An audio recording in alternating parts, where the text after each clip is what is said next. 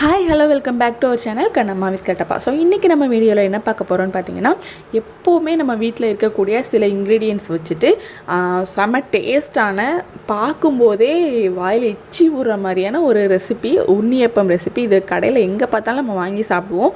அதை நம்ம வீட்ல டீ போடுற டைம்ல டக்குன்னு எப்படி செய்யலாம் அப்படிங்கறத இன்னைக்கு நம்ம செஞ்சு பார்க்க போறோம். ஸோ வீடியோக்குள்ள போலாம். ஆனா அதுக்கு முன்னாடி சேனலை இது வரைக்கும் நீங்க சப்ஸ்கிரைப் பண்ணலாம், ப்ளீஸ் சப்ஸ்கிரைப் பண்ணுங்க. அதே மாதிரி இப்போதான் ஃபர்ஸ்ட் டைமா நீங்க பார்க்குறீங்கனாலும் கண்டிப்பாக சப்ஸ்கிரைப் பண்ண மறக்காதீங்க. பெல் சப்ஸ்கிரைப் பண்ணிவிட்டு அப்படியே பக்கத்தில் இருக்க பெல் ஐக்கானையும் கிளிக் பண்ணிக்கோங்க. அப்போ தான் நான் வீடியோஸ் போடும்போது உங்களுக்கு நோட்டிஃபிகேஷன் வரும், நீங்கள் என்னோடய வீடியோவை மிஸ் பண்ணாமல் பார்க்க முடியும். அண்ட் ஏற்கனவே நிறைய பேர் சேனலை சப்ஸ்கிரைப் பண்ணாமலே பார்த்துட்டு இருக்கீங்க. ப்ளீஸ் சப்ஸ்கிரைப் பண்ணுங்கள், அது எனக்கு ரொம்ப பெரிய மோட்டிவேஷனலாக இருக்கும். அண்ட் இப்போ வாங்க லேட் பண்ணாமல் வீடியோக்குள்ளே போகலாம்.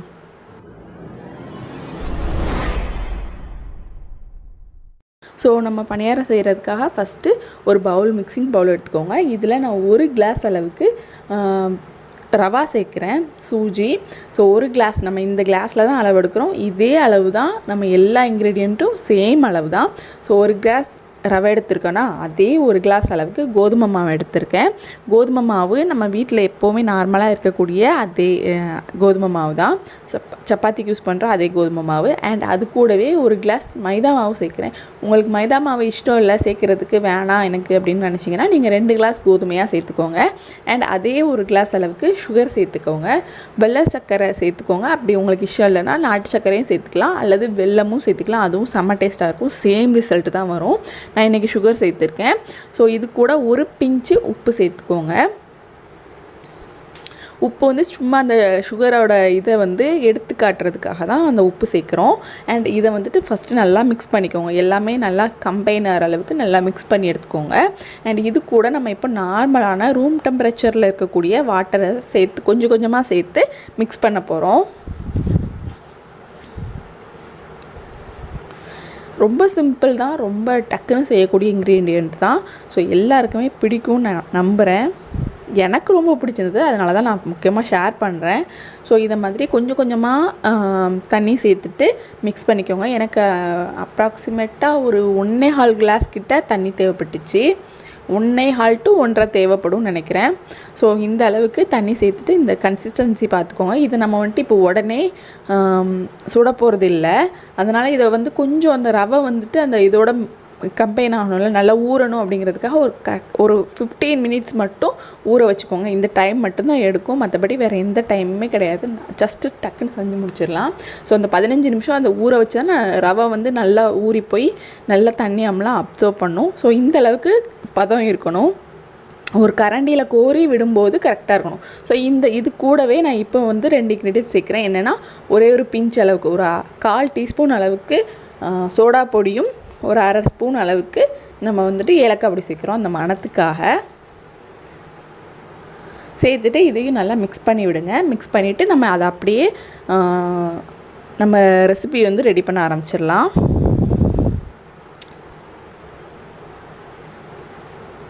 இப்போ மிக்ஸ் பண்ணியாச்சு. இப்போ வந்து கன்சிஸ்டன்சி எப்படி இருக்கணும்னு பார்த்துக்கோங்க. இந்த மாதிரி ஒரு கரண்டியில் எடுத்து இப்படி விடும்போது தோசை மாவு இல்லை இட்லி மாவு பதத்துக்கு கரெக்டாக இருக்கணும். அந்த மாதிரி இருந்துச்சுன்னா கரெக்டாக இருக்கும். தோசை மாவு அளவுக்கு தண்ணியாகிட வேண்டாம், கட்டியாக இருக்கணும் கொஞ்சம் இட்லி மாவு பதத்துக்கு. ஸோ நான் இப்போ ஒரு பேனில் எண்ணெய் ஊற்றி, எண்ணெய் ஹீட் ஆனோடனே இந்த மாவை எடுத்து அப்படியே ஒரு கரண்டி அளவு எடுத்து ஊற்றிட வேண்டியதான். ஸோ அவ்வளோதான். இதுக்கு மேலே லைட்டாக அந்த எண்ணெயை, சூடான எண்ணெயை மேலே இது பண்ணுங்கள். அப்படின்னா தான் அது பொங்கி வரும், கொஞ்சம் உப்பெல்லாம் வரும். இல்லைன்னா அப்படி சப்பே ஆகிடும்.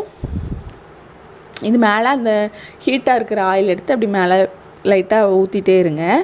நான் வீடியோவில் பண்ணுற மாதிரி பண்ணிங்கன்னா கரெக்டாக இருக்கும். ஸோ இது ஒரு சைடு வெந்ததுக்கப்புறமா அப்படி புரட்டி போட்டுக்கலாம், திருப்பி போட்டுடலாம். திருப்பி போட்டுட்டு அந்த பக்கமும் லைட் ப்ரௌன் கலரில் ஆனதுக்கப்புறம் நம்ம வந்து எடுத்து சர்வ் பண்ண வேண்டியதான். செம்ம கிறிஸ்பி, மேலே ஃபுல்லாக கிறிஸ்பியாக இருக்கும், உள்ளே சாஃப்டாக இருக்கும், செம்ம டேஸ்ட்டாக இருக்கும். பார்த்தோன்னே உங்களுக்கு எச்சி ஊறும், கண்டிப்பாக ஊறும்.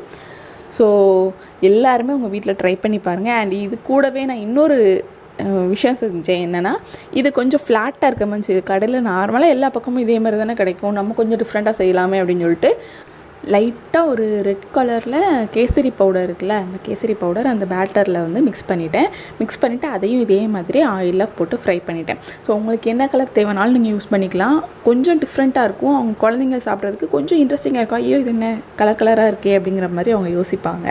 ஸோ அவங்களுக்கு கண்டிப்பாக சாப்பிட்டு பார்த்தாங்கன்னா ரொம்ப பிடிக்கும். ஆனால் சாப்பிட வைக்கணும்ல, அங்கே தானே இருக்குது நம்மளோட திறமை. ஸோ இந்த மாதிரி கொஞ்சம் டிஃப்ரெண்ட்டாக ட்ரை பண்ணிங்கன்னா கண்டிப்பாக அவங்களுக்கு பிடிக்கும். அண்ட் இந்த வீடியோ உங்களுக்கு பிடிக்கும்னு நினைக்கிறேன். இதேமாதிரி நீங்கள் உங்கள் வீட்டில் ட்ரை பண்ணி பாருங்கள். ட்ரை பண்ணி பார்த்துட்டு எப்படி இருந்துச்சு அப்படின்னு மறக்காமல் கமெண்ட் பண்ணுங்கள். அண்ட் இந்த வீடியோ பிடிச்சிருந்துச்சுன்னா லைக் பண்ணுங்கள், உங்கள் ஃப்ரெண்ட்ஸ் கூட ஷேர் பண்ணுங்கள், அவங்களும் இந்த மாதிரி ரெசிபி தெரிஞ்சுக்கிட்டும். அண்ட் கண்டிப்பாக சப்ஸ்கிரைப் பண்ண மறக்காதீங்க. சப்ஸ்கிரைப் பண்ணிங்க ஃபஸ்ட்டே நான் சொன்ன மாதிரி ஒவ்வொரு சப்ஸ்கிரைபும், ஒவ்வொரு லைக்கும், ஒவ்வொரு கமெண்ட்டும் எனக்கு ரொம்ப பெரிய மோட்டிவேஷனலாக இருக்கும். அண்ட் நாளைக்கு நான் இதே மாதிரி இன்னொரு வீடியோவில் உங்களை மீட் பண்ணுறேன். அது வரைக்கும் டாடா, பை பை.